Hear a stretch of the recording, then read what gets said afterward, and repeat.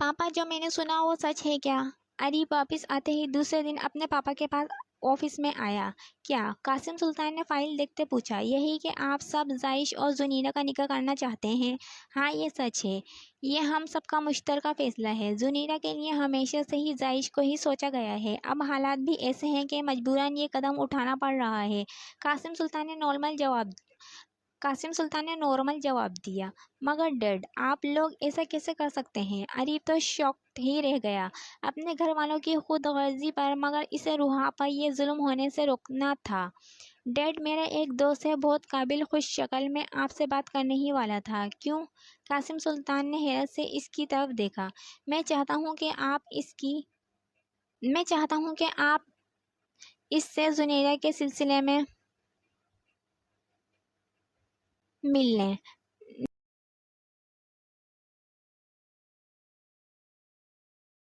नहीं अरीब, अब हम किसी गैर पर भरोसा नहीं कर सकते हैं। एक बार साहिर को देख लिया है, भाई साहब ने यह फैसला सोच समझ कर किया है।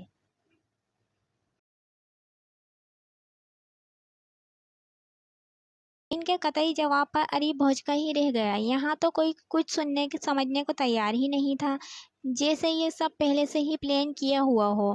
क्या आप लोगों ने रुहाब भाभी से इनकी इजाज़त मांगी है? वो बच्ची ऐसी नहीं है कि कुछ कहे, समझदार है, हमारी मजबूरियों को समझेगी।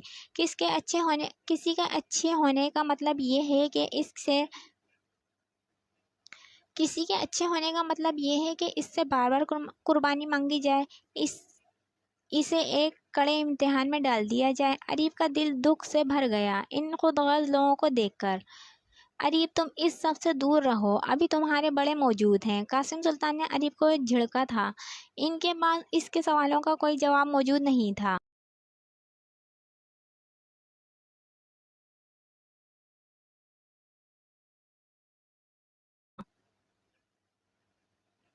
क्या इसमें जायश की मर्जी भी शामिल है? अरीब ने थके थके लहजे में पूछा था। इसे इल्म है इस बात का, मगर वो खामोश है। अरीब कुछ भी कहे बगैर इनके ऑफिस से निकल गया। रात के खाने के बाद वो जायश के पास आया, जो अपने कमरे में बैठा सिगरेट पी रहा था। रूहाब बाहर लॉन में वॉक कर रही थी।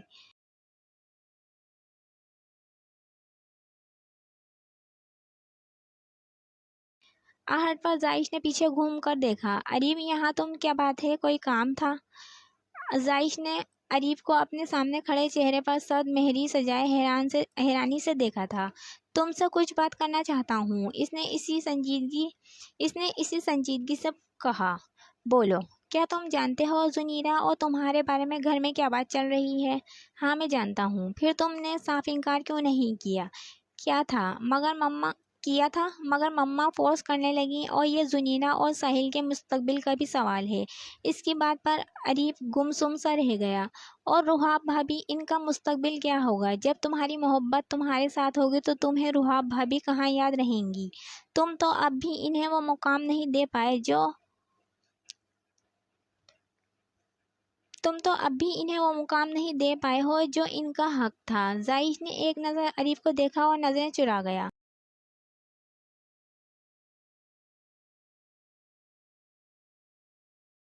जायश व मुझे इस घर में बहुत अकेली नजर आती हैं। हर लम्हा इनकी आंखों में एक डर खौफ सा हलकोरे लेता रहता है। इस वक्त वो जिस कंडीशन से गुजर रही हैं, इन्हें तुम्हारे साथ और प्यार की ज़रूरत है। जिस वक्त इन्हें तुम्हारे सबसे ज़्यादा ज़रूरत है, तुम इन्हें अकेला छोड़ रहे हो। अरीफ का अंदाज़ा अरीफ का अंदाज तासिफ लिए हुए था।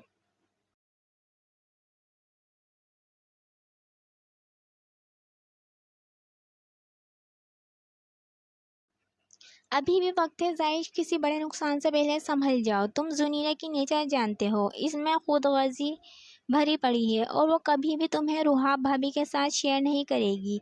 इसकी बातों पर जायश के पास कोई जवाब नहीं था। अरीब की बातों पर इसने नागवारी से देखा था, इसलिए बोला भी तो क्या, जिस पर अरीब को तो आग ही लग गई। मैं दोनों में तवाजुन बरकरार रख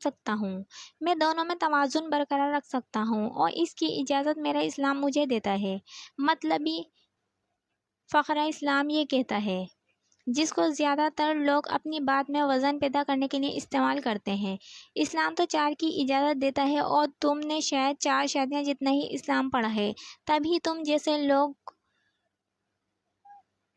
کو صرف اپنے مطلب کی بات پر اسلام یاد آ جاتا ہے۔ باقی تم کتنے پابند ہو فرائض پورے کرنے میں، یہ تم بھی اچھی طرح جانتے ہو۔ اپنی خواہشات کی تکمیل کے لیے اسلام کا سہارا نہ لو۔ اگر عمل کرنا ہے تو 4 کرو۔ کسی بے سہارا معاشرے کی ستائی ہوئی لڑکی کو سہارا دو، کسی غریب معذور یا تیزاب سے جھلسی گئی لڑکی کو سہارا دو۔ تم تو 4 شادیوں کی اہلیت رکھتے ہو، پھر یہ نیک کام کرو اور زنیرہ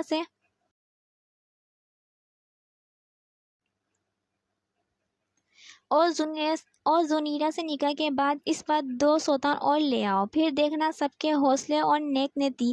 عریب اسے غصے سے کہتا باہر نکل گیا۔ پیچھے زائش مضطرب سا کھڑا رہ گیا۔ ایک بے سکونی نے اسے اپنی لپیٹ میں لے رکھا تھا۔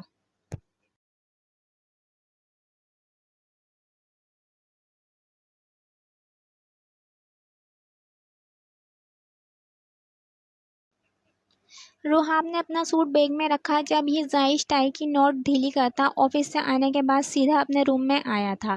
روحاب کو بیگ پیک کرتے دیکھ اس کی پیشانی پر بل پڑ گئے۔ کہاں جا رہی ہیں آپ؟ اپنے گھر، روحاب نے لاتعلقی سے جواب دیا۔ کس کی اجازت سے؟ اور اس حالت میں یوں منہ اٹھا کر جانے کی کیا تک بنتی ہے؟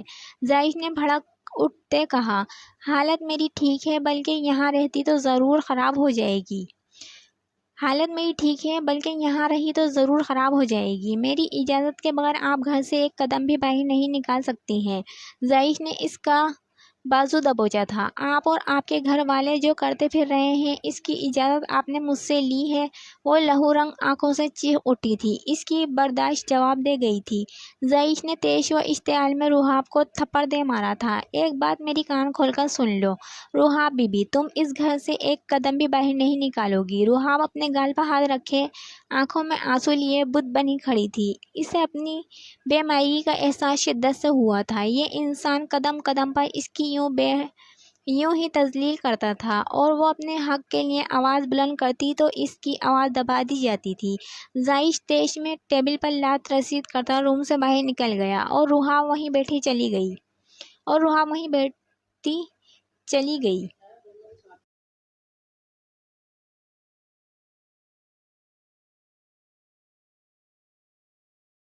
وہ ریوالونگ چیئر پر بیٹھا سگریٹ کے دھوئیں کے مرغولے بنا رہا تھا۔ پورا اسٹڈی روم دھوئیں سے بھرا ہوا تھا۔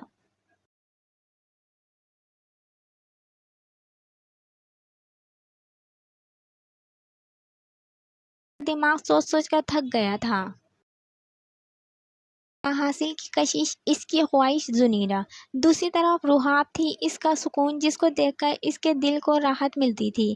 یہ کون سی کیفیت تھی جس کو زائش آج تک سمجھ نہیں پایا تھا، یا شاید سمجھنا ہی نہیں چاہتا تھا۔ اس کے دل و دماغ میں عریب کے الفاظ گونج رہے تھے۔ وہ مضطرب سا اٹھ کر ٹہلنے لگتا۔